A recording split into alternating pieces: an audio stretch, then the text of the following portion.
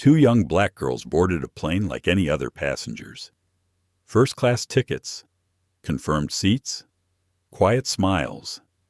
But minutes later, they were yanked from those seats without reason, without apology, and reassigned to the back of the plane. No warning, no explanation. No adult even looked them in the eye. Why did no one speak up? What did the airline think these girls represented? And who was the calm, unassuming woman waiting for them on the other side, whose next move would freeze $900 million and force the entire industry to rethink dignity at 38,000 feet? This isn't just about racism on a flight. It's about what happens when silence meets power. When children are told they don't belong, and instead of shrinking, they sit taller. What if two girls could shake the skies? What if a quiet ant had written the rules to change everything? You're about to hear a story the airline never wanted told. If this message matters to you, if you believe in justice, respect, and dignity, please like this video, share it, and subscribe to our channel. Now, let's begin. The seats looked exactly like the photos. Wide, pale leather, touchscreen panels, curved headrests. Ariana had seen them online the night before she'd memorized the model. Airbus A350 Delta One suites. Seat 1A and 1B, first row, first class. She paused just long enough to whisper to her sister, "See, told you it would feel like a spaceship." Skylar didn't answer right away. She was too busy soaking it in, her sketchpad clutched to her chest like armor. The aisle lighting was soft and golden, and the ceiling curved like the inside of a lantern. All around them, passengers were settling in, sipping orange juice with napkins folded like origami. It felt quiet, expensive. Not just in money, but in mood. They stepped forward, carry-ons in hand, careful, deliberate. But before Ariana could slide her backpack beneath the seat, a voice stopped them. "You two, excuse me. This area's reserved." The words weren't loud, but they weren't soft either. They landed in the air like a hammer on glass. Ariana turned.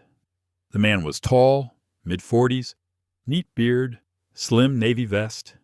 His name tag read Trevor Dorn. Skylar blinked. "I think you mean these are our seats. Mr. Dorn looked down at them, then to the iPad in his hand. But he didn't check anything. "This section is for premium adult travelers. I think you may be looking for a different row." Ariana glanced back at the boarding screen. Clear as day. Passenger Ariana Rhodes, Seat 1A. Passenger Skylar Rhodes, Seat 1B. She held up her phone. "We're not lost. These are our tickets. He didn't even look. I understand, but there must have been a booking error. These aren't child seats." Skylar said nothing. She just looked at him, head tilted, breath caught, like she wasn't sure if this was really happening. "We're not children," Ariana said.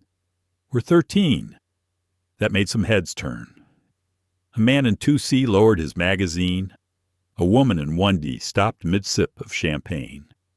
Eyes flickered over seat backs. Still, no one said anything. "Mr. Dorn kept his tone even. Practiced. "Let's not make this complicated. We'll get you properly situated. I'll escort you to the rear cabin." Ariana's fingers gripped the armrest. Skylar took a step forward, slowly, between her sister and the man. "We're not making it complicated," she said. "We were just trying to sit." The silence that followed was thick, not angry, just quiet enough to hear what no one was saying. "Mr. Dorn extended his hand. "Let's go, girls." He didn't check their names, didn't ask for confirmation, didn't verify anything at all, just decided. Skylar turned without a word. Ariana hesitated a second longer, her jaw tight. She looked up at the man's face, searching for something: acknowledgement, regret, reason. There was none. They walked back the way they came, past seatbacks that had once looked like promise, past people who looked down, or away, or nowhere at all. The curtain at the back of first class swished shut behind them. It felt like a door slamming. They didn't cry, not yet, but the sting settled under their skin, deep and slow. In row 37, economy smelled like microwave eggs and old upholstery. Ariana slid into the seat stiffly, arms folded. Skylar settled beside her, careful not to bump elbows with the man in the aisle seat, who immediately turned toward the window and pretended to sleep. The seatbelt buckle clicked, not with ceremony, just with finality. Ariana stared at the back of the seat ahead, blank screen glowing faint blue. "We didn't do anything wrong," she muttered. Skylar whispered, "I know." She pulled out her phone. Her fingers shook as she typed. The message went to their aunt. They moved us out of first class. No explanation. Just said it wasn't for kids like us. She hit send. Ariana closed her eyes. She thought of that morning, the way they'd left their brownstone before sunrise.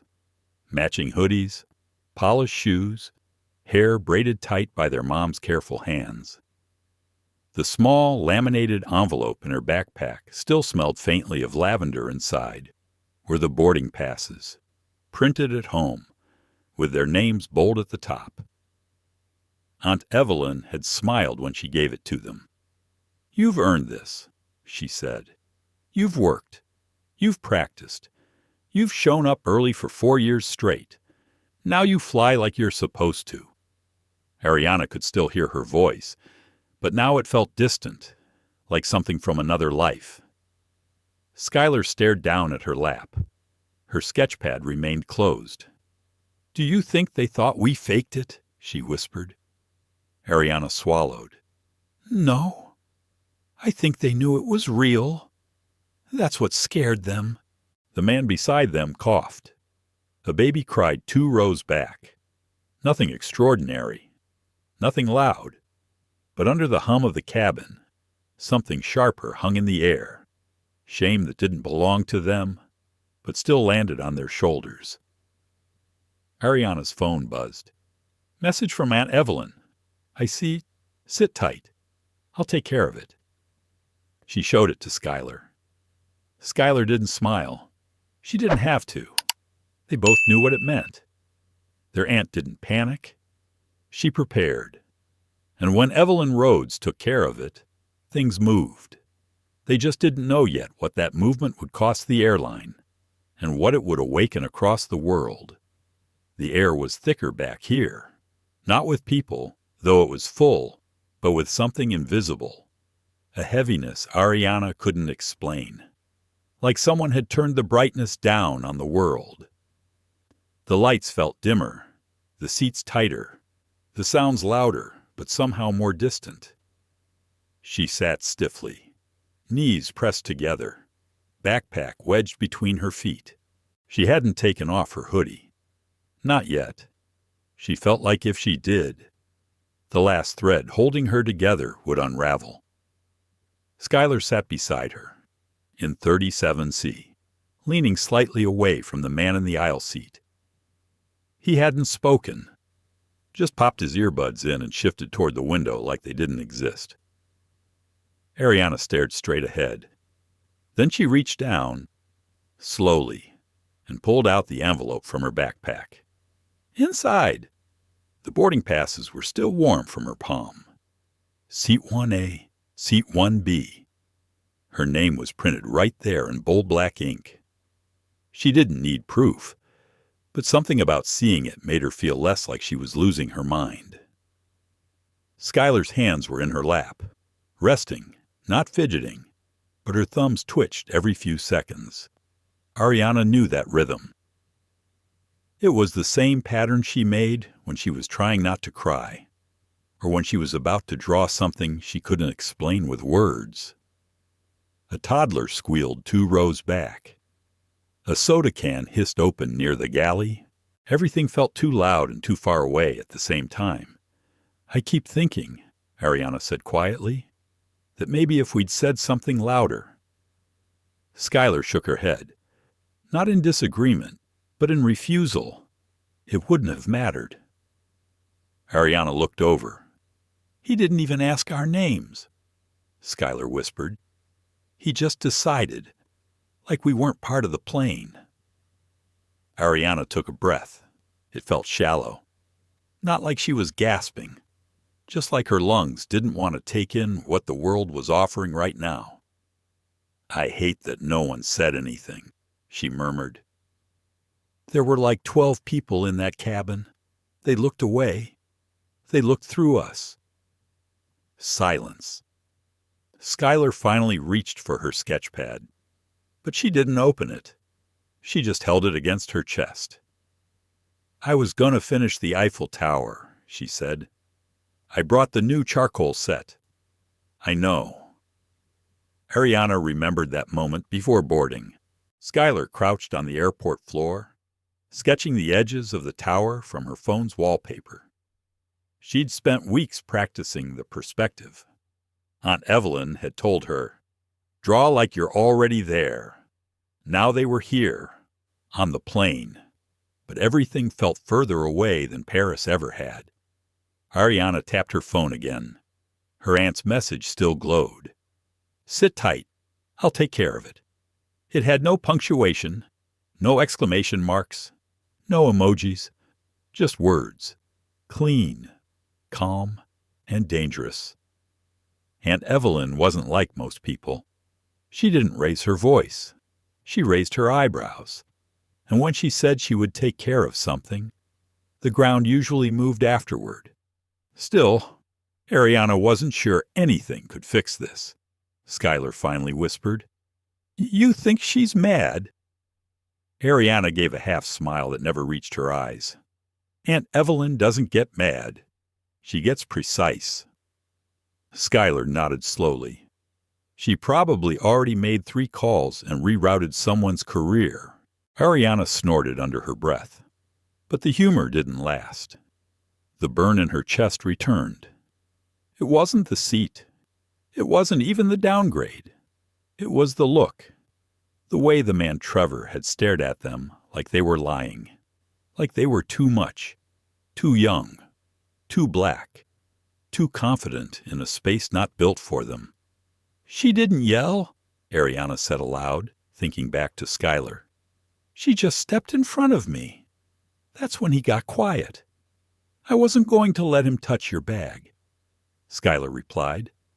"He reached for it like it didn't belong to you. Like you were stealing space." Ariana looked out the window. They hadn't even taken off yet. A delay, apparently. Something to do with flight plan revision. Whatever that meant. Still grounded. Still waiting. Ariana's phone buzzed again. This time from their mom. "Heard what happened. You two okay? Your aunt is already moving mountains. Sit tight. Fly right." "We got you," Ariana typed back. "It's not about the seat." She hesitated. "It's the way they looked at us. Send." She leaned her head back. The seat creaked. It felt like being small again, but not in the innocent way, in the invisible way, the way that made you question if what you experienced was even real, because everyone else acted like it wasn't. Skylar finally flipped open her sketchbook. She didn't draw the Eiffel Tower. She just traced a thick black circle in the center of the page, then shaded the edges darker and darker until it looked like a hole. Ariana didn't ask what it was. She knew. After a few minutes, Skylar paused and looked over. "You think anyone else in this cabin knows who we are?" Ariana blinked, not confused, just tired. "Does it matter? Maybe. No one cared when we were being dragged out of first class. That woman in 1D saw the whole thing. She paused her champagne. That's it. They saw everything, and they chose nothing. Ariana felt that line hit harder than anything Trevor had said, because it was true. The silence of that cabin hadn't just hurt. It had confirmed something. They didn't belong. Not because they didn't pay, not because they didn't try, but because they didn't look like they did. Skylar looked down at her page.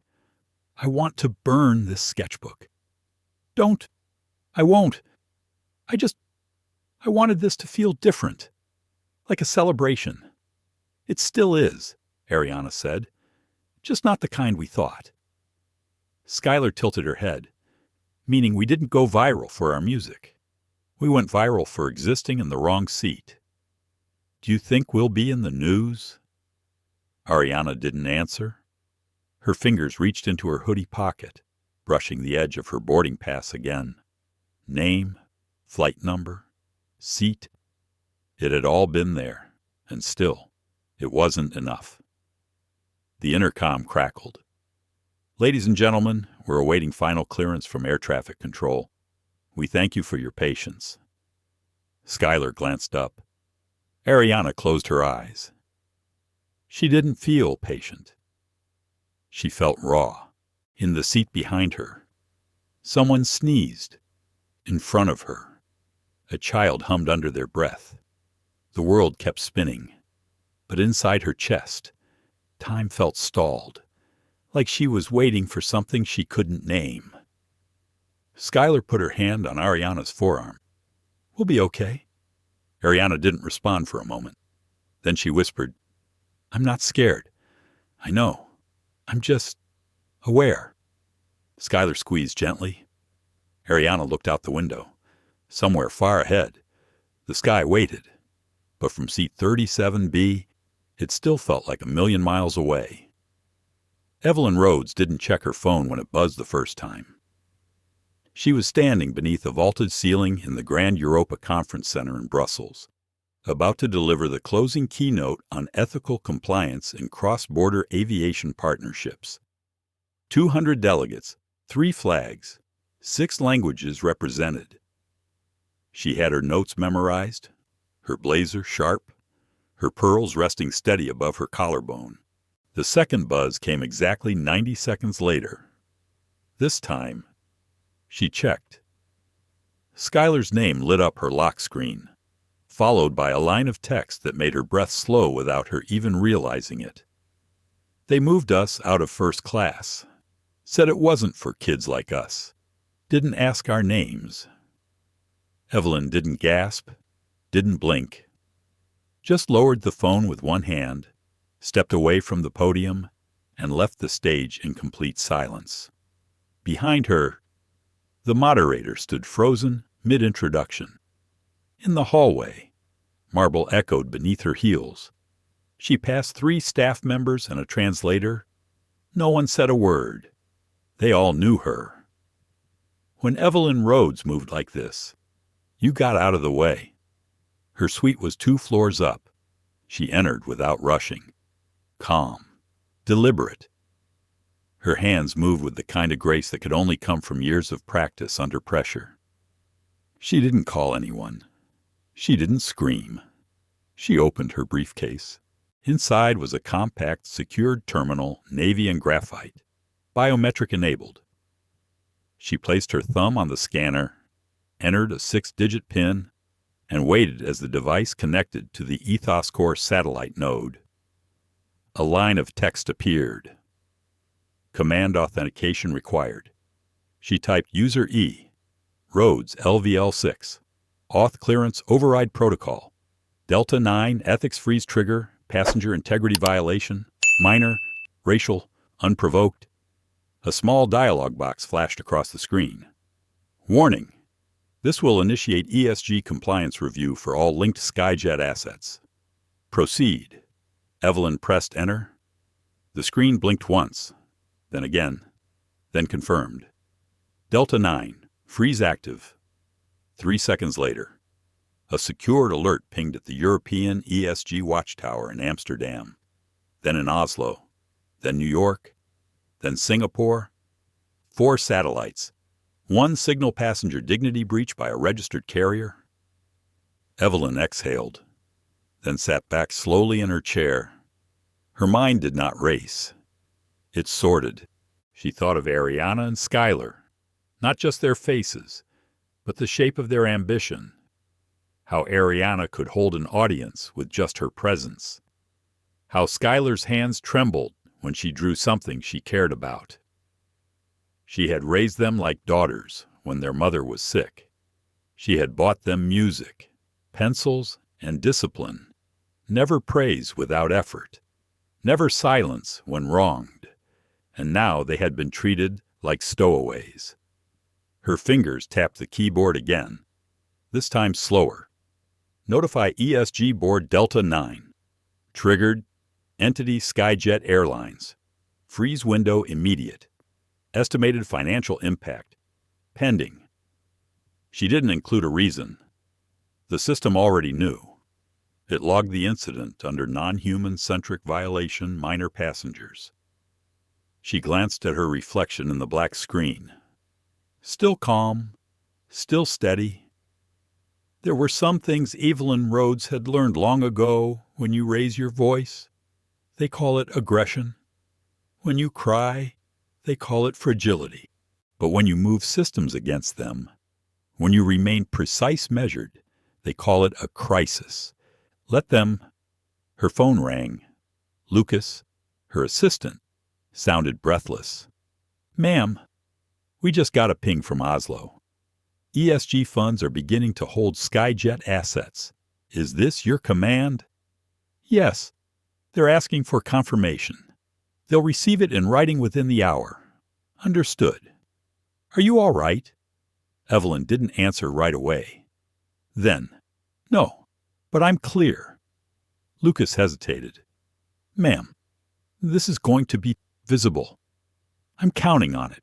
Evelyn stood again, crossed to the minibar, poured herself a glass of still water. No ice. Her hands didn't tremble. She was not built to rage. She was built to resist. Decades ago, she'd written the original version of the passenger ethics framework. Back when no one believed airlines could be held accountable for anything other than technical failure or blatant fraud, she had drafted the language around dignity, around visibility, around implicit bias. And she had buried a clause deep in the protocol that allowed for full financial freeze activation in cases of race-based deboarding or unjustified passenger targeting. That clause had never been used. Until now. She didn't know if Ariana and Skylar were crying in that cramped row. She didn't know if the other passengers had stepped in, though she doubted it. What she knew, with aching clarity, was that their pain would not sit alone. It would sit in boardrooms, in investment reports, in headlines. She picked up the phone again. Get me the ESG Continental chair. Yes, ma'am. And start a full record of this incident. Timestamp everything. Lucas paused. They're going to say this is personal. It is. They'll say you're biased. I am. Toward truth. And if they come after you, they won't come after me. Lucas. Why not? She sipped her water. Because I'm not the story. Lucas didn't reply. Evelyn set the glass down, walked back to the window. The Brussels skyline glittered in late afternoon sun. Rooftops gleamed. Streetcars moved like lines of thought. Somewhere overhead, a skyjet flight passed eastward. She didn't know if it was the same one. She didn't care. She reached into her briefcase again, pulled out a single-page document labeled Passenger Dignity Violation Minor Class Audit. She added a new line. Case Rhodes v. Skyjet Airlines. Status active. She paused before the next part, then typed, Let the air feel heavier. Let it remind them it was never theirs alone. Her finger hovered for a second. Then she hit save. The alert hit Oslo at 4:02 p.m. Local time. By 4:04, a senior compliance analyst at Avenir ESG Fund paused mid-sip of her espresso. Her screen lit up with a code she'd never seen in active status. Delta 9 Ethics Freeze triggered. She blinked twice, then leaned forward. This wasn't a simulation. The red tag in the upper right corner read Live. She pulled the security summary. Skyjet Airlines. Passenger integrity violation. Racial bias flag. Source authorization E. Rhodes. LVL 6, founding ethics architect. She whispered aloud without thinking. Rhodes. By 483, investment portfolios totaling over $900 million in ESG managed capital froze all exposure to Skyjet-linked assets.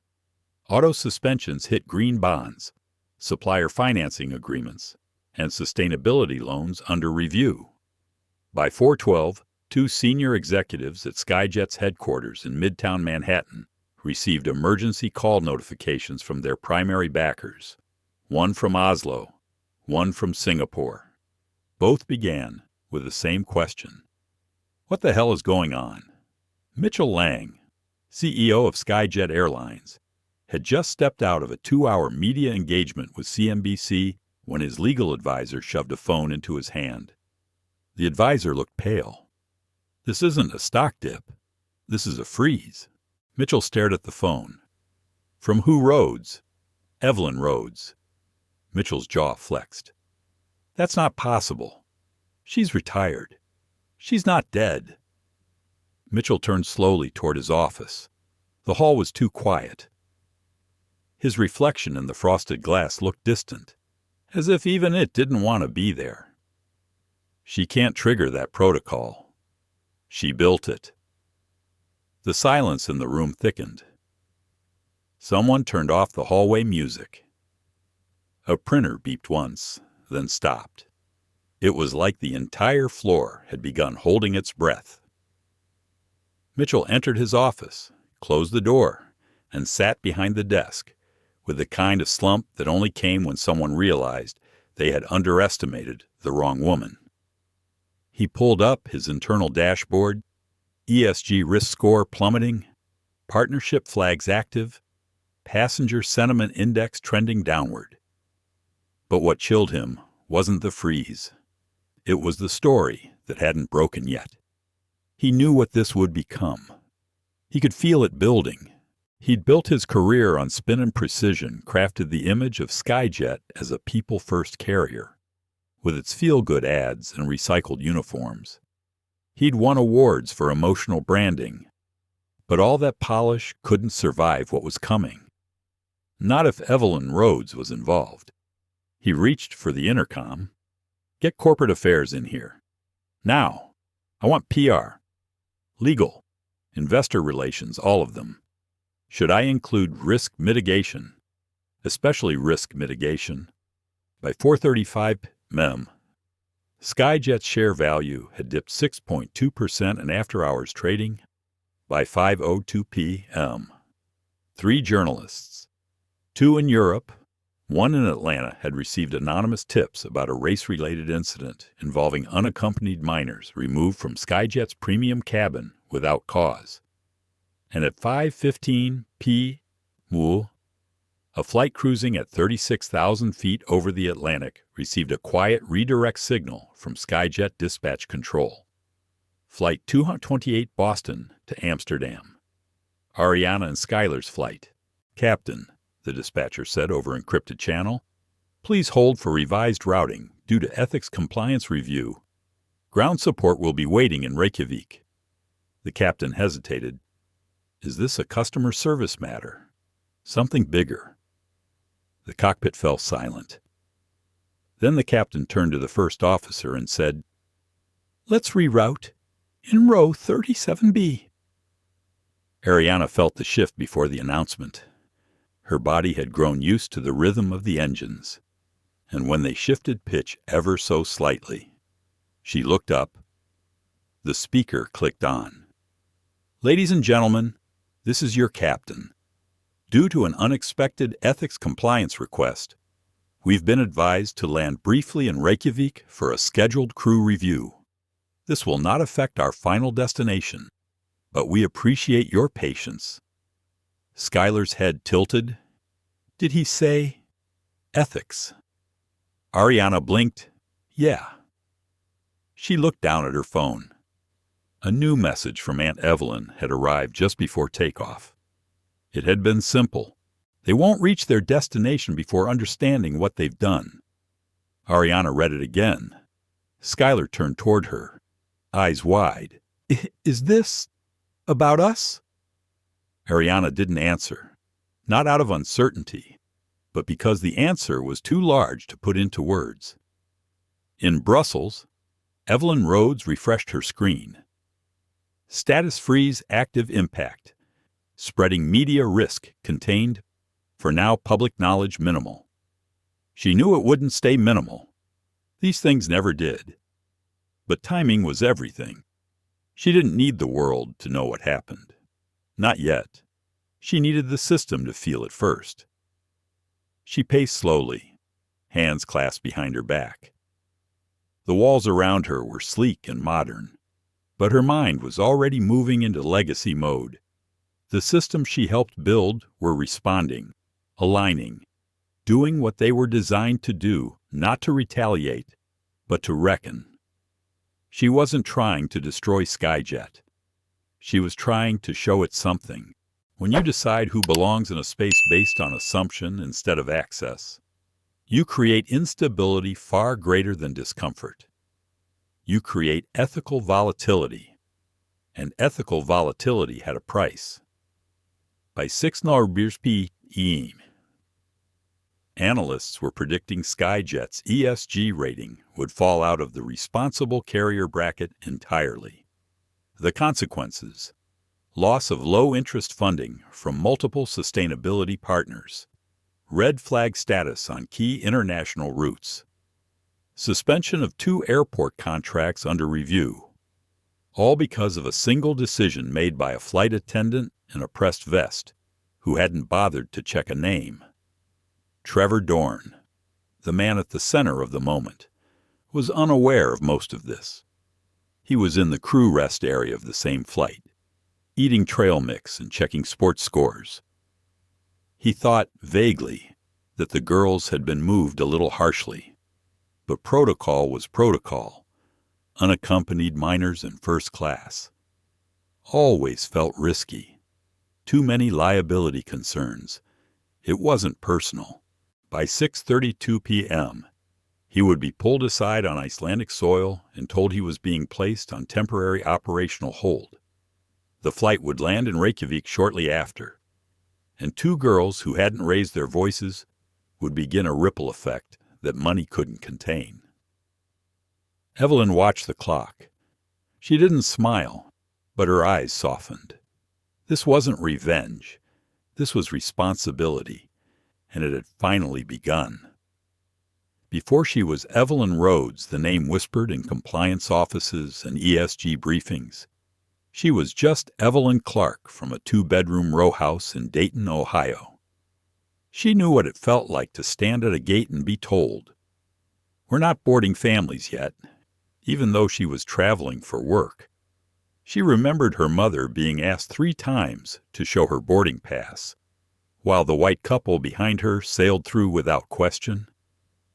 She remembered learning to smile just enough to seem unbothered, but not enough to be mistaken for flirtation, to dress in solid colors, to speak in full sentences, to never make anyone feel like they were being accused even when they were being unjust. She also remembered the moment she stopped apologizing for making people uncomfortable. That moment had a date. February 3, 2001. The day she was passed over for promotion by a man who routinely borrowed her work and presented it with louder confidence. She quit that day.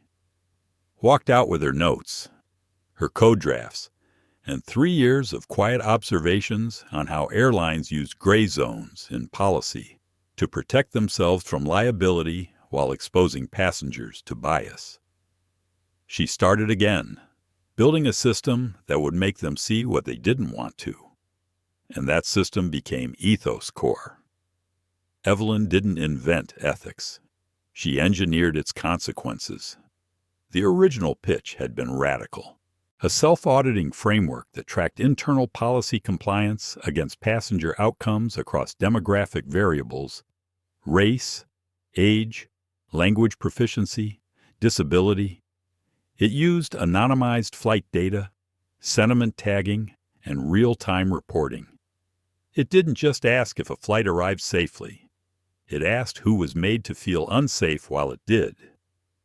Most airlines scoffed, until one mid-sized carrier, Voyair, now defunct, took a chance on her prototype. Within 18 months, they had the highest passenger trust index in the industry. By year 3, they were bought out by a major competitor. But Evelyn's system remained and was licensed to 6 more carriers, then 12, then 53. Eventually, the European ESG Council adopted it as a best practice model. And Evelyn, she became the ghost in every airport's machine. She never needed the spotlight. She just needed the system to hold. Now, sitting in a leather chair in Brussels with the city blinking around her, she could feel it, the tremor of accountability moving across wires, screens, legal documents. The system was doing exactly what it was built for. Not to punish, to reflect. The buzzer on her door chirped once. Lucas's voice came through, quiet but urgent. They've confirmed. Reykjavik received the reroute. The girl's flight is grounded for ethics audit. Captain's cooperating. The crew's been separated for debrief. Evelyn leaned back. What about the media 3 outlets sniffing around? No story yet. Delay them. No leaks until I say so. Yes, ma'am. And one more thing. She waited. There's chatter. People inside Skyjet are asking questions. Someone just called you the conscience of the sky. Evelyn didn't smile. They don't need me to be a conscience. They need to be afraid of what happens when they lose theirs. Lucas hesitated.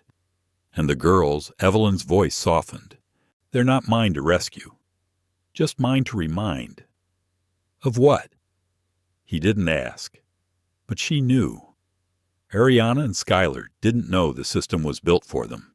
But it had been. Every line of code, every clause, every override function. All of it was protection wrapped in neutrality, designed to work without having to scream. She stood and walked to her closet, took out a small black case she hadn't touched in over a decade. Inside was a lapel pin with the EthosCore symbol etched in obsidian and brass, a stylized eye. Not watching, but seeing. She pinned it to her jacket, not for show, for memory. At the same time, thousands of miles away, Skyjet's internal ethics team scrambled to understand what had been triggered. A junior compliance officer pulled up the Delta 9 protocol and turned pale. Who activated this? His supervisor scanned the record. Evelyn Rhodes. You're kidding. No. Level 6 clearance? She's the original architect. Can we revoke it? No. Can we appeal? Not in time. The room fell quiet. Someone from investor relations entered the room, pale and sweating. They're calling it an integrity freeze. Who is the media? The story hadn't broken fully. Not yet, but the murmurs were multiplying. The engine of speculation was revving, and Skyjet had no narrative to control it, only silence. In Reykjavik, the plane sat on the tarmac under a soft gray sky. A light drizzle streaked the windows. Ariana stared outside, fingers tracing a slow circle on the tray table. Skylar leaned her head against the seat. She hadn't spoken in 10 minutes. Then the captain came on again. Ladies and gentlemen, we've been asked to pause for a short crew rotation. This is part of a routine ethics verification process. Please remain seated. Ariana turned to her sister. Ethics again? Skylar didn't respond right away. Then, I think this is us. Ariana blinked. What I think this pause, this diversion, it's because of what happened. Ariana looked back out the window. If it is, that means someone heard. Skylar sat up straighter. Someone didn't just hear. They did something. They exchanged a glance. Not of victory, of recognition. This wasn't over, but it was moving. Their silence had become signal. Not rage, not noise. Just stillness held long enough for systems to detect the imbalance. Back in Brussels, Evelyn watched as another alert appeared. Skyjet flagged for non-human-centric violation. Public risk score elevated. The system was breathing, and for once, it wasn't suffocating the truth. It was amplifying it. Mitchell Lang hadn't panicked in over a decade. Not through 3 labor strikes. Not when the FAA grounded 19 aircrafts after a systems audit. Not even during that holiday meltdown when customer service collapsed and TikTok flooded with videos of weeping toddlers sleeping on terminal floors. But this was different, because this wasn't just optics. This was exposure. He stood at the floor-to-ceiling window of his 27th-story office, watching clouds gather over the Hudson River. The call from Singapore had ended 5 minutes ago, and his pulse was still racing. Unprecedented was the word they kept using. So was breach. Mitchell hated both. They were words that slid past responsibility like oil, but now they were being pointed at him. He turned to his executive assistant, who stood by the desk with a notepad she hadn't touched since he started pacing. What else? She cleared her throat. Legal says the Delta 9 activation has triggered 4 automatic compliance reviews across the Atlantic routes. Our ESG rating dropped 2 full tiers since noon. Mitchell pinched the bridge of his nose. And the girls. We've confirmed they're minors. Unaccompanied. Verified booking. First-class seats were legitimate, and we moved them. Yes, sir. Jesus. He slumped into the leather chair that had once been a gift from the Skyjet board. Now it felt like a throne collapsing. Why wasn't this escalated before it hit EthosCore? His assistant looked nervous, because the crew member filed it as a passenger seat clarification. Not a removal. Mitchell scoffed. Seat clarification. That's what we're calling it now. He slammed his hand on the desk. The sound was sharp and final. There was a beat of silence. Then he leaned back, rubbed his temples, and stared at the ceiling. He couldn't afford a public relations disaster. Not this quarter. Not with the ESA partnership up for renewal. Not with their sustainability-linked loan still being negotiated. And certainly not with Evelyn Rhodes watching from the shadows like a hawk. He remembered her. Everyone in the industry did. She didn't play to the media. She played to the machine. Quiet pressure. Systemic torque. The kind of power you didn't see until it bent you into compliance. And now she had pulled the lever. Get me Dorn, Mitchell said. Sir Trevor Dorn, the flight attendant. She hesitated. He's still being held in Reykjavik for internal review.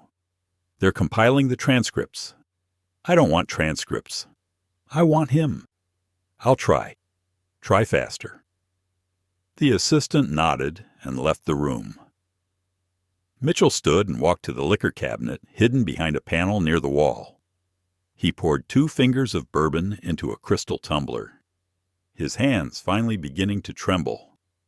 Not visibly, but enough. He sat again and stared at the screen. A simple, silent window blinked at him from the dashboard passenger dignity violation. Unresolved. The phrasing mocked him. It wasn't just about policy anymore. It was about values, image, identity. Skyjet had branded itself as the airline of empathy. Their commercials showed fathers kissing daughters in terminals, airline staff walking lost seniors to gates, rainbow pins during Pride Month. It was curated care, and now it looked like a lie.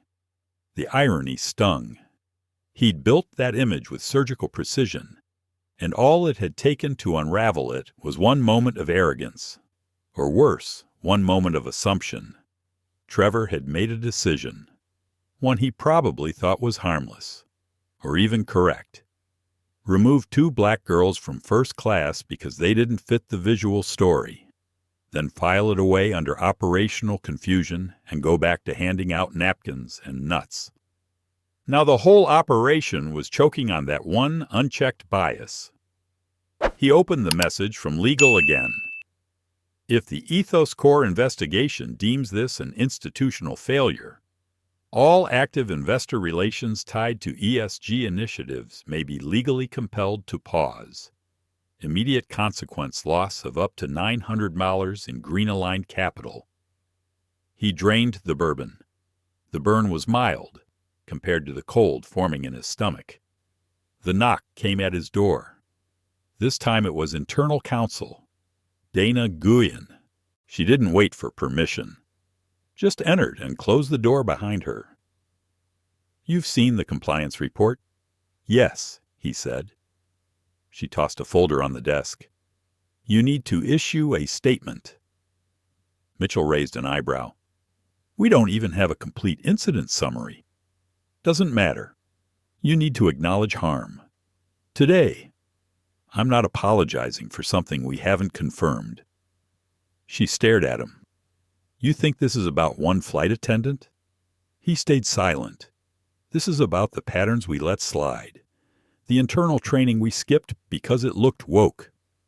The DEI team you underfunded last quarter, it's all coming to collect." He bristled. "You think I don't know that?" Dana's voice dropped. "Even in cold. No, I think you forgot." He exhaled sharply and stood again. Pacing, pacing, pacing. Dana opened the folder. "There's more. What the girls? What about them? They're not just passengers. They're family to Evelyn Rhodes." He froze. "I'm sorry she's their aunt." Silence. Then Mitchell whispered, "We just dragged the architect's blood out of first class." Dana didn't answer. She didn't need to. Mitchell walked back to his chair, every movement slower now, like gravity had doubled.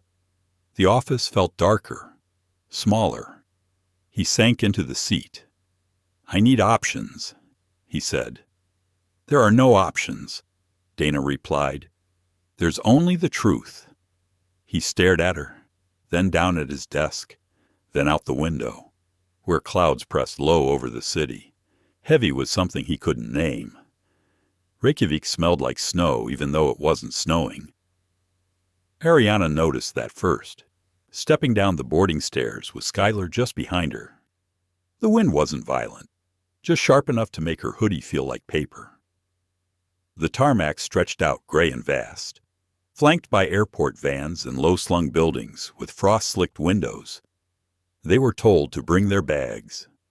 The flight was under operational reassessment. No one explained what that meant. The girls walked silently, led by a woman with a clipboard who said her name was Thora. She had blonde hair tucked behind her ears and spoke with the calm of someone trained to de-escalate without emotion. "Just a few questions," Thora said. "This isn't an investigation of you. We want to understand the full picture." They were taken into a small private lounge, no windows, but clean, 2 chairs, a table, bottled water, a single wall screen pulsing with the Skyjet logo. A man in a dark blazer entered next. He introduced himself as Harold Brink, Director of Global Compliance for Skyjet. Ariana stared at him. He was the first person from the company to speak to them directly since they were pulled from first class. Skylar sat with her legs crossed at the ankle, clutching her sketchbook like armor. Harold clasped his hands in front of him. "I want to start by saying how sorry we are." He didn't sound rehearsed, but he didn't sound real either. Just polished, controlled. We understand something happened on Flight 228. A decision was made, one that caused you harm. Ariana said nothing. Skylar flipped a page. Harold continued. You were removed from your assigned seats by a flight attendant. Do you recall that individual's name? Ariana's voice came out soft and flat. Trevor. He never asked ours. Harold nodded slowly. And did he give you a reason? He said first class wasn't for young passengers traveling alone. He called it a safety issue. Did he mention a policy? No. Just that it was company protocol, Skylar added. There were other passengers in first class who looked younger than us. One boy in 2A couldn't have been older than 10. Harold glanced down at his tablet. And did anyone on the crew speak to you after the change was made? Ariana shook her head. No one looked at us. No one asked if we were okay. They just moved us. Did any passenger say anything? Skylar let out a dry laugh. Not loud, not amused. One woman made eye contact, then turned back to her champagne. Harold pressed his lips together. Thora spoke next, her tone careful. We're reviewing all security footage and flight records. This is not disciplinary yet. It's a fact-finding process. Ariana leaned forward. So what happens when you find the facts? Harold paused. That depends on what we're willing to accept. Ariana stared at him, her gaze sharp. I was taught that integrity is what you do when no one is watching. But everyone was watching, and no one did anything. Harold nodded, and that's on us. Ariana tilted her head. Is it? Or is it on him? He met her eyes. It's on the system that trained him. Skylar finally looked up. I don't want an apology. I want an explanation. Harold set down his tablet. That may take time. Skylar shrugged. Time's all we had in row 37. The room fell quiet. Then the door opened. Another figure entered. Older, with a presence Ariana couldn't quite name. He wore no name tag, no blazer. Just a thick coat and a calm face. Girls, he said, with a gentle nod. You've both shown more grace than most adults I've known. Ariana blinked. Who are you? My name is Victor Sloan. I'm an observer. Harold stiffened visibly. Victor gave him a slight look. Independent Ethics Advisory. I review cases involving minors and international dignity breaches. Are you with EthosCore? Skylar asked. Victor smiled faintly. Once, a long time ago, I used to sit on the compliance panel that approved the Delta 9 clause. Ariana leaned forward. Did you know Evelyn Rhodes? I still do. We don't talk often, but when she moves, the world shifts. Harold looked visibly uncomfortable now. Victor turned to the girls. I won't stay long. I just wanted to see with my own eyes the kind of presence it takes to silence a cabin. What you did just existing with clarity in that space was enough to make people look away. That says more about them than it ever will about you. Skylar's grip on her sketchbook loosened slightly. Ariana's shoulders relaxed. Just a little. Victor nodded again. Whatever comes next. Know this, the system heard you. Not because you yelled, but because you didn't. Then he turned and left. Harold cleared his throat. We'll arrange for a direct connection to Amsterdam within the hour. First class, of course. Escort provided. We're rebuilding protocol. Ariana stood. We didn't come here to rebuild your protocol. Harold hesitated. I understand, Skylar added. But you'll still use our faces in the next training video, won't you? Harold looked down. Probably. Skylar walked past him without another word. Ariana followed, out in the hallway. Thora rejoined them. this time with warmer eyes. She didn't say much, just handed them each a small envelope. From Ms. Rhodes. Inside, a single handwritten line on thick cardstock. Stillness can be louder than fire. Hold your ground. Love. Aunt Evelyn. They stood in the corridor for a moment, letting the words settle. Skylar exhaled. I think I'm done being quiet. Ariana smiled. Good. Me too. They boarded the next flight with quiet dignity, seated once again in first class. This time, no one questioned their boarding passes, but the real journey had only just begun. The cabin felt different this time. Same plane model, same suite-style seats, same soft lighting, but everything felt watched. Not in the threatening way, but in the quiet way something sacred is observed. The flight attendants were gentle, overly so. The pilot personally welcomed them on board. Other passengers didn't make eye contact, not out of dismissal, but from fear they'd be seen watching. Ariana sat in 1A, her body upright but relaxed. Skylar was beside her in 1B. Finally, opening her sketchbook, the lines she drew were tighter today, more focused, not abstract, more like armor. As the plane rose into the stratosphere, Ariana's phone pinged. Messages poured in, some from friends, others from unknown numbers. At first, she was confused. Then she saw the first article. Skyjet Airlines under fire for allegedly removing black teen sisters from first class NY Herald. She clicked it, heart steady but fast. The story used neutral language, phrases like reportedly reassigned and pending review. But the core was clear. It named the flight, it named the violation, and it named them. Skylar leaned over. Her eyes widened. We're on the news. Ariana nodded. They don't have our photos, just our names, and a quote from Evelyn. Skylar read aloud. The system cannot unsee what has already been witnessed, and neither will the world. Evelyn Rhodes, Aviation Ethics Advisor. She sat back, stunned. Does this mean it's real now? It was always real, Ariana said. Now it's just loud. She opened the second article. $900 million in ESG funds frozen amid Skyjet ethics breach financial courier. Now it wasn't just about dignity.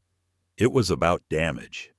They were no longer just two girls who got kicked from their seats. They were a symbol.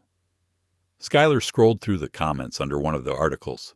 A swirl of anger, support, confusion, and denial. Why were they in first class alone anyway? Imagine if it had been your daughters.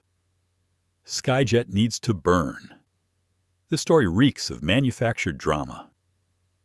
Evelyn Rhodes is a legend. Ariana shut the phone. They're already fighting about us. Skylar looked out the window. Do we get to say anything? I don't know. Maybe later. The attendant brought them hot towels. Neither of them reached for one. By the time the meal trays came out, the pilot made an announcement, not the usual one. Ladies and gentlemen, we acknowledge the ongoing concerns regarding our previous flight segment. We are cooperating fully with internal and external investigators. We thank you for respecting all passengers on board as we work through this. It was subtle. No names. No details. But it was a signal. Everyone on board now knew exactly who the flight was about. Ariana leaned back and whispered, We've become the turbulence. Skylar's voice was soft. Feels like we're flying through something heavier than air. They didn't eat. They didn't speak for a while. Instead, they sat in the presence of the thing they couldn't name, the moment where personal pain tips into collective awareness. It's quiet, almost sacred, and a little terrifying. Meanwhile, thousands of feet below, Evelyn stood in the atrium of the European Ethics Coalition in Geneva. Behind her, two marble columns towered over a gathering of executives and media figures. She was calm, always calm, a scarf tucked neatly into her coat, notes folded but never needed. She wasn't supposed to speak. But when the third executive stumbled through a statement about reaffirming trust, someone finally turned to her. Ms. Rhodes. As the original architect of the Passenger Integrity Protocol, is there anything you'd like to add? She stepped forward. No podium, no microphone, just her voice. I didn't write the Delta 9 protocol to punish airlines. She began. I wrote it to remind them. People leaned in. Remind them that access doesn't equal dignity, that a boarding pass is not a passport to bias, that even at 38,000 feet, our decisions shape the ground we land on. The room went still. She continued, this isn't just about one flight, or two sisters, or a freeze on funds. It's about what we signal to every young person watching. When we say, you don't look like you belong here, what we really mean is, you make me question the rules I thought I owned. One of the CEOs from a partner airline shifted uncomfortably. Evelyn looked right at him. Good. Be uncomfortable. That's where real change begins. The room erupted in quiet murmurs, nods, restrained applause. Back on the plane. Ariana watched as a woman from row 3C approached. She was in her 60s, South Asian, wearing a deep green shawl and quiet eyes. She knelt beside their seats. I just wanted to say, she said softly, I saw what happened, not on your flight, on mine. Years ago, my son and I were seated in business. We were asked to move for safety reasons. We were told it was a clerical error. I believed them. She paused. I think I believed them because it hurt less than the truth. Ariana didn't move, but Skylar reached out and touched the woman's hand. Thank you for saying something, she said. The woman nodded. You reminded me not to shrink. She stood and walked back to her seat. Ariana turned to Skylar. We didn't say a word, she whispered. Exactly, Skylar replied. But somehow... The silence told the truth. The rest of the flight passed without further announcements. But the atmosphere was different. People looked, and some smiled nervous, tentative smiles, like they weren't sure if they were allowed to. When the wheels touched down in Amsterdam, the cabin didn't clap. Instead, there was a moment of stillness. And then, someone in the back whispered, not loudly, but with reverence, they were the ones. Ariana didn't turn. She simply stood. Skylar rose beside her, and the two of them walked down the aisle the same way they had entered it, the first time heads high, back straight, and names intact. Her name was Dr. Lenore Halstead. She had been seated in 2C, middle-aged, white, sharp-featured but not unkind, a bioethics professor from Duke University, traveling to Amsterdam for a keynote address on moral courage in medical systems. The irony had not been lost on her. She hadn't said a word on the flight, not when the girls were escorted out of their first-class seats, not when their tray tables stayed empty for the next 6 hours, not even when the crew thanked everyone at the end of the flight, except them. But after the headlines broke and Skyjet's CEO fumbled his second non-apology, Lenore reached out. Her statement was clear, unambiguous. I was there. I watched them be removed. I saw how no adult intervened. That includes me. And I want to explain why that silence haunts me. The media picked it up quickly. Witnessed passenger break silence. On Skyjet incident, Washington Sentinel. I said nothing. I'm sorry. First-hand account. From Dr. Lenore Halstead goes viral. She agreed to one interview, one only.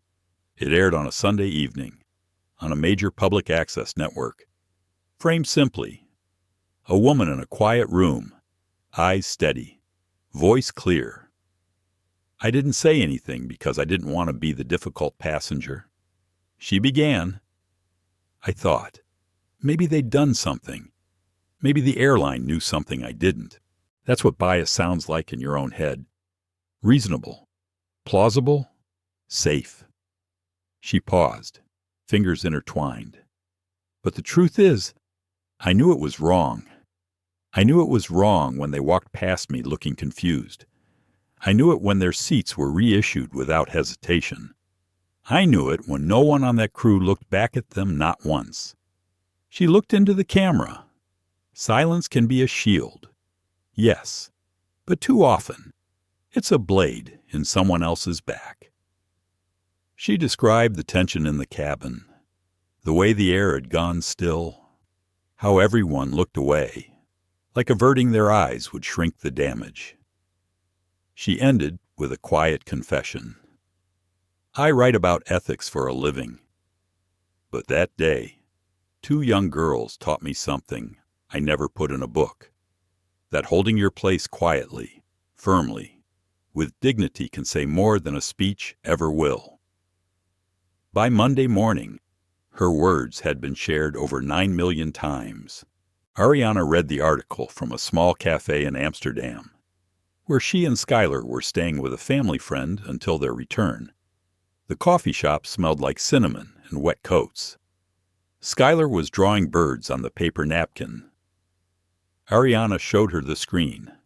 She saw us. Skylar didn't look surprised. She always did. She just didn't want to admit it. But she did now. Skylar nodded. Maybe she remembered how to be brave. Ariana sipped her tea and stared out the window. She said we taught her something. Skylar smiled faintly. I think we're teaching a lot of people things. Meanwhile, in New York, Mitchell Lang was losing control. The Halstead interview had done what Evelyn's protocol couldn't. It made the public feel it. Not just numbers, not just funds frozen, but real discomfort, real reckoning. Emails flooded Skyjet's inbox. Investor inquiries doubled. Partners demanded a response beyond legalese. Multiple DEI advisors publicly resigned, stating they were no longer willing to be window dressing on an unexamined structure. Mitchell paced his office, jaw clenched.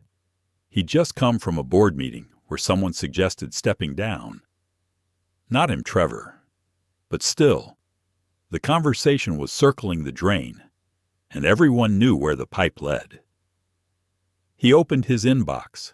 Another message from Dana Nguyen. The board wants a meeting with Evelyn Rhodes, face to face. This week. Mitchell rubbed his temples. Of course they do. Across the city. Evelyn was already preparing. She'd expected the ask. She hadn't expected the sincerity of Lenore's interview. She watched it twice, then once more, silently, in her living room with the blinds drawn. When it ended, she closed the laptop and sat quietly. For the first time in weeks, she felt something close to hope. Not because the system had worked, but because someone inside the machine had remembered their voice. Lucas entered the room with a printout. You'll want to see this. It was a copy of a letter signed by 24 flight attendants across 4 different airlines. We stand with the Rhodes twins. We've seen this happen. We've been told to look the other way. We won't anymore. Evelyn held the letter gently, like something living. They're coming out of the woodwork now, Lucas said. They're coming out of the silence, she corrected. Meanwhile, Ariana's phone buzzed again. This time, a direct message. From a girl named Nina in Chicago. Hi, I'm 14. My little brother and I were removed from business class once. We had passes. No one believed us. Your story made my mom cry. Thank you for not shrinking. Skylar received another. I didn't know girls who looked like us could sit in first class and not have to apologize for it. And another. I was on that flight. I didn't say anything, but I will next time. They came in like waves. Not praise, not pity. Recognition that they weren't alone, that their dignity had echoed. Ariana scrolled quietly, absorbing each word. Her chest hurt not from fear anymore, but from the sheer weight of being seen. She turned to Skylar, who was now sketching their plane from memory. I think we started something. Skylar didn't look up. No, she said softly. We reminded them of something they forgot. Ariana smiled. Outside the window, two birds crossed against the gray sky. One white, one black, both flying forward. Mitchell Lang stood outside the glass doors of the Century Room in Manhattan's East Tower, hands clenched in his coat pockets. Inside, the board waited, expressions tight with urgency. No one was smiling. He had barely slept. The financial press had begun using the word collapse in speculative headlines. Several partners had already paused pending contracts. Shareholder confidence was bleeding out slowly, one story at a time. He took a breath and stepped inside. Evelyn Rhodes was already seated at the end of the table. She looked smaller than he remembered, not physically, but she didn't enter like a force. She entered like a fact, calm, unmoving, beyond needing to raise her voice. Her presence didn't fill the room, it refined it. Miss Rhodes, he said, nodding. She didn't rise, just looked at him. Mr. Lang? He sat. A silence followed. Board members shifted. Lawyers adjusted binders. Dana Ian was present too, flanked by two ethics auditors from the EthosCore consortium. We'd like to open the floor, said the chairman. Ms. Rhodes. We understand you initiated the Delta 9 freeze that has halted upwards of $900 million in ESG-aligned capital. Would you care to elaborate on your reasoning? Evelyn folded her hands. No papers, no tablet, just memory.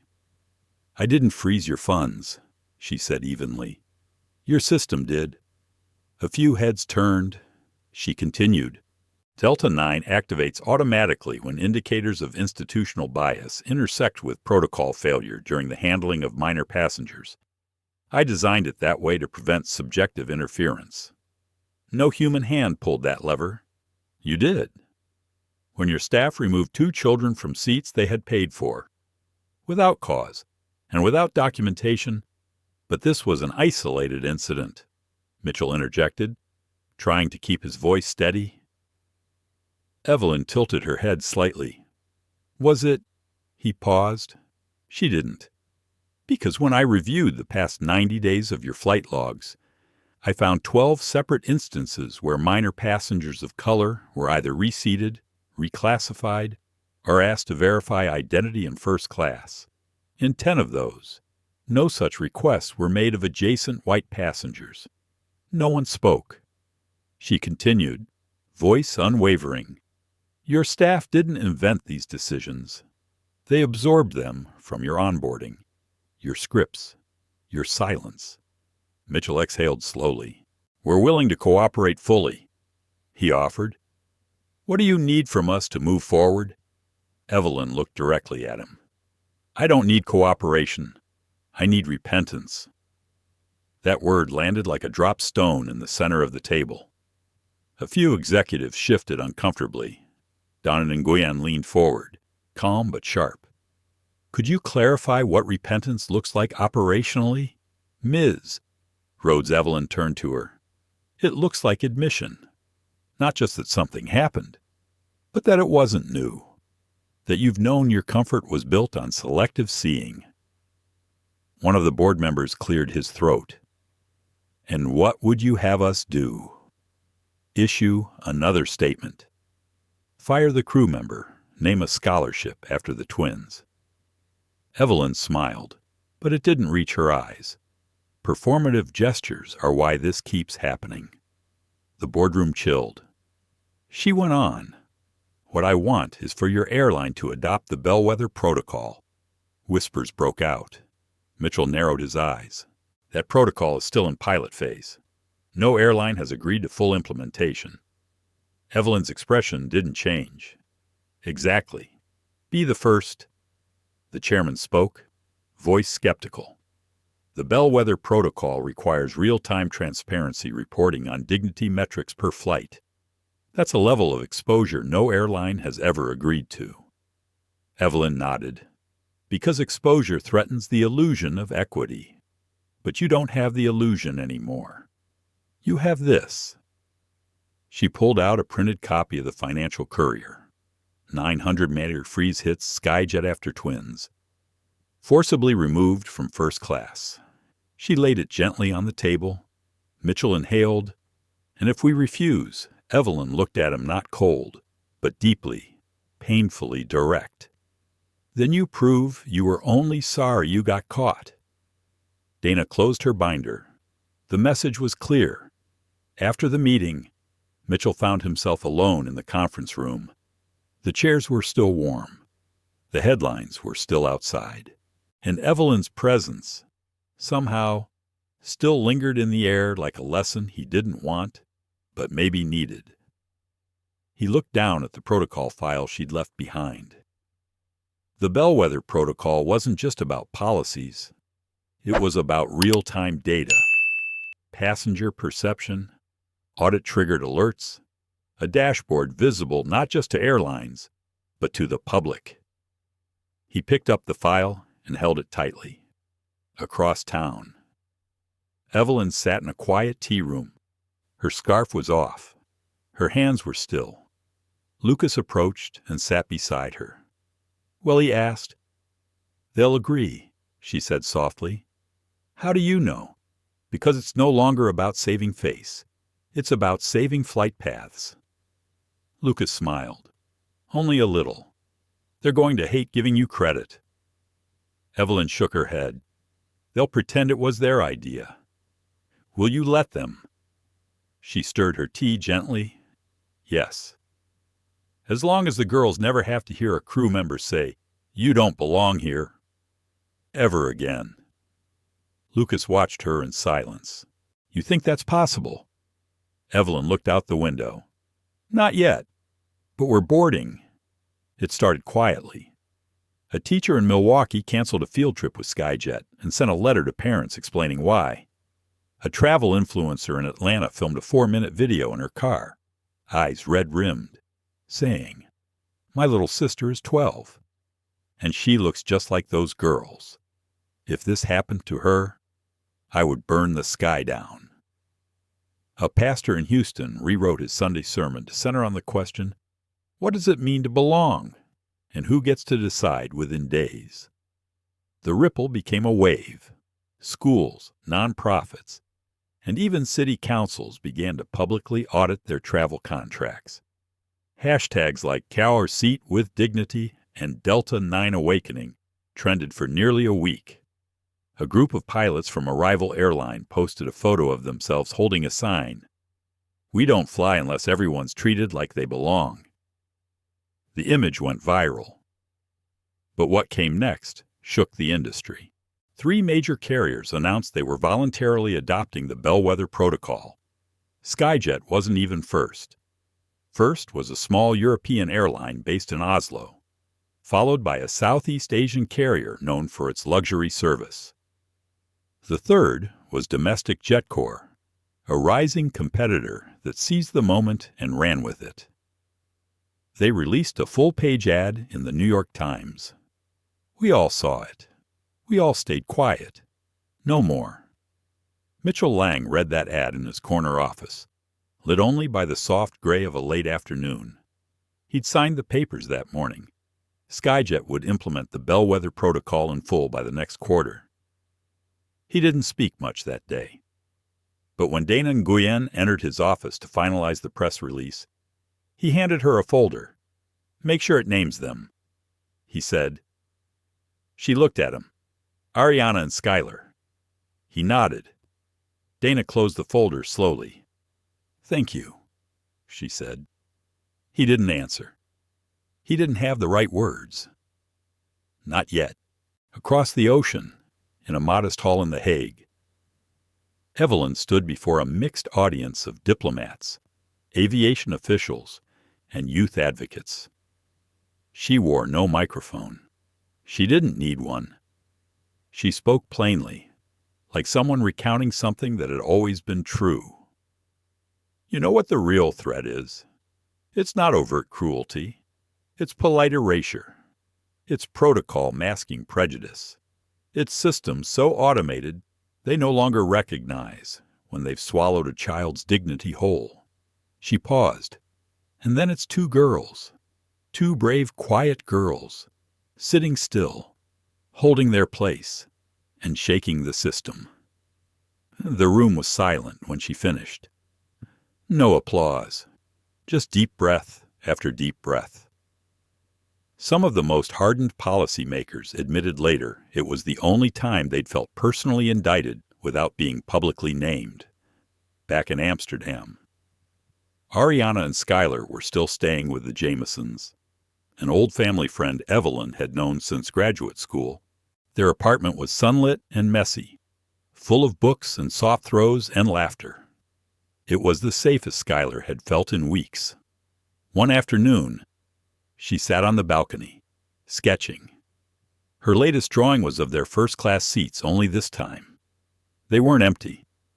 Two brown girls sat in them, smiling, crowned with light. Ariana sat beside her, reading aloud from a letter they'd received in the mail that morning. It was from a pilot, handwritten. "I was the first officer on your flight out of Boston. I wanted to say something that day. I didn't. I didn't even look at you when you passed me. I pretended I didn't notice, because that's what we're taught to keep flying the plane and stay out of cabin operations. But I should have said something. You reminded me that silence is a kind of turbulence, too. I'm sorry." Skylar said nothing, but she smiled. Later that night, Evelyn called. It was brief, just one sentence. They agreed to everything. She said, but more than that, they named you. Ariana felt her chest expand slowly, like air returning after too long underwater. Did they mean it? I don't know yet, Evelyn said, but they know the world is watching. In Los Angeles, a filmmaker announced a short documentary titled Seat 1A about the Rhodes twins. In Paris, a think tank added their case to a study on structural bias in mobility systems. In Nairobi, a group of girls at an aviation camp painted a mural of Ariana and Skylar, arms linked, under a banner that read, "We belong in the sky." At first, Ariana felt overwhelmed. They never asked for any of this, never planned it, never spoke into a microphone or gave a fiery speech. They just tried to sit where they were supposed to. But Skylar reminded her. "You didn't raise your voice," she said. "You just didn't lower your dignity." Ariana looked at her sister. "You think that's enough?" Skylar nodded. "It's always enough. Because the moment you make yourself small to fit someone else's comfort, you disappear." The girls sat quietly after that, letting the truth settle between them. Later that week, Skyjet's formal press release was issued. It ran on every major platform. "We failed to uphold the dignity of two passengers. We assumed. We displaced.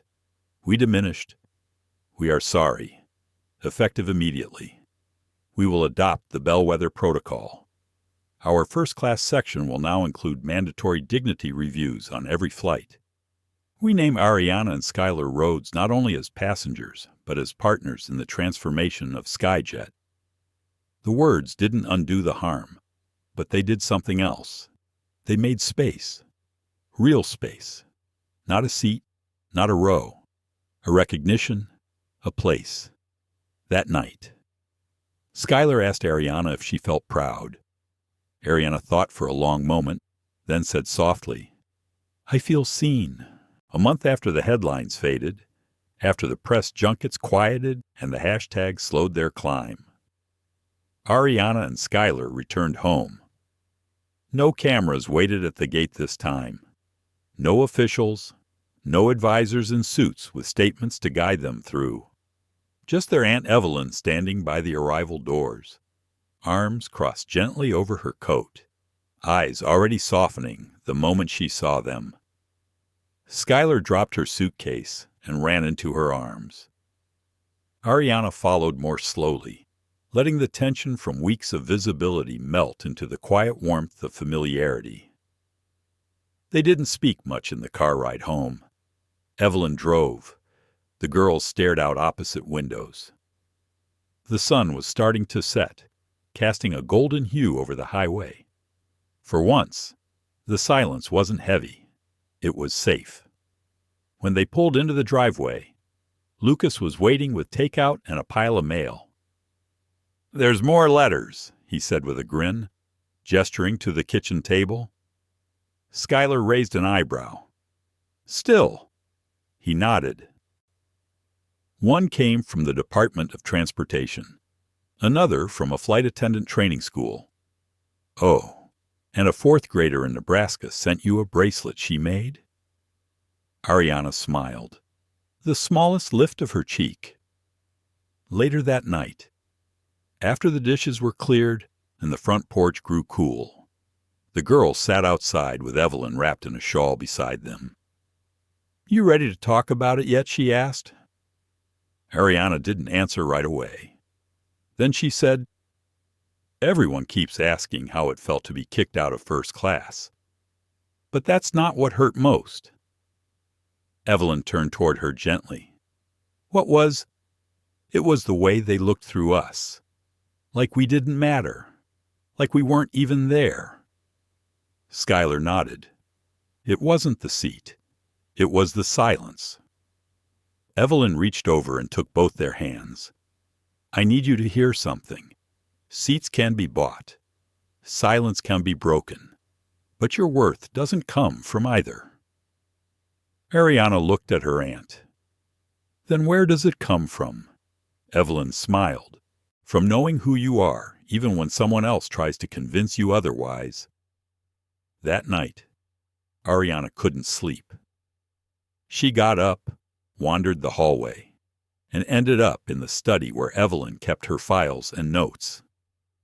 She found the folder marked Bellwether Protocol. Flipping through it, she saw page after page of statistics, behavior modeling, passenger treatment metrics, escalation triggers. But tucked between two pages was a single sheet, no title, just a quote written in Evelyn's neat cursive. "The measure of a civilization is not how it seats its elite, but how it handles the dignity of those who travel quietly." Ariana stood there for a long time. Then she returned to her room and finally fell asleep. The next morning, the girls got dressed for school. Normal jeans, comfortable hoodies. But something in them had shifted. They were no longer just students. They were symbols, whether they liked it or not. And they had a choice about what to do with that. At school, a classmate handed Ariana a note in the hallway. "You made me feel braver." "Thank you." Skylar found her art teacher had pinned her sketch, one she'd shared quietly on the bulletin board with the caption, "Strength in Stillness." The counselor asked if they needed to talk. They didn't, not yet, but it felt good to be asked. That evening, a journalist emailed Evelyn asking for a follow-up statement. Her reply was simple. They didn't need to speak to change the world. The world just needed to start listening.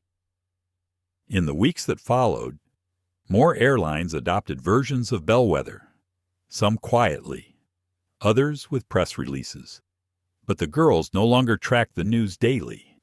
They had lives to live, homework, group projects, piano lessons, soccer practices. They were reclaiming their normal. But the shift had happened. People noticed them now, but not like before. Not with confusion or suspicion, with recognition. One afternoon, Ariana stood in line at a cafe. The barista looked up, froze slightly, then smiled. "I read about you," she said. "You didn't deserve what happened." Ariana simply nodded. "Thank you," she said. She didn't need to explain who she was, or what had happened. It was already understood. And that was the point. They didn't need applause. They needed room. Later, Skylar asked her, "Do you ever wish it had never happened?" Ariana paused. "Sometimes. When it gets loud. When people make it about them. When they try to turn us into something we're not." Skylar tilted her head. "And the rest of the time, I'm glad it happened to us," she said slowly. "Because we didn't let it change who we are. We let it change the world." Skylar smiled and reached for her hand. Across town, Evelyn sat at her desk, writing a speech for a United Nations summit on mobility equity. She paused, looked at the photo of the girls on her desk taken years ago, before they knew what the world was capable of. She whispered to herself, first class was never the point. It never had been. It was about space, about being allowed to exist without justification, to sit in your seat without question, to be young and black and breathing and left alone in peace. And somehow, two girls reminded a world of that, not through protest, not through noise, but by staying seated when it would have been easier to stand, by holding still when the world asked them to move, by reminding everyone that dignity isn't something you earn. It's something you're born with, and no airline, no crew, no system, no matter how vast, can take it away. Ariana and Skylar didn't scream. They didn't fight. They simply refused to vanish. Their silence became a statement. Their presence became a revolution. They weren't just removed from first class. They were removed from comfort, from innocence, from the assumption that justice was baked into the system. But in the quiet strength of their Aunt Evelyn, in the thousands of voices that rose after theirs, something bigger took flight. This is not just a story about two girls. It's about all of us who've been told we don't belong. It's about what happens when dignity is denied and what's possible when it's defended. It's about the passengers who didn't speak and those who finally found the courage to. This ending isn't neat because the work isn't done, but something has changed. And it began when two young girls stayed seated. If this story moved you, made you think, made you feel, don't let it stop here. Like this video, share it with someone who needs to hear it, and subscribe to our channel so you never miss stories that speak truth with heart. Because sometimes one story can change everything, and the next one might be yours.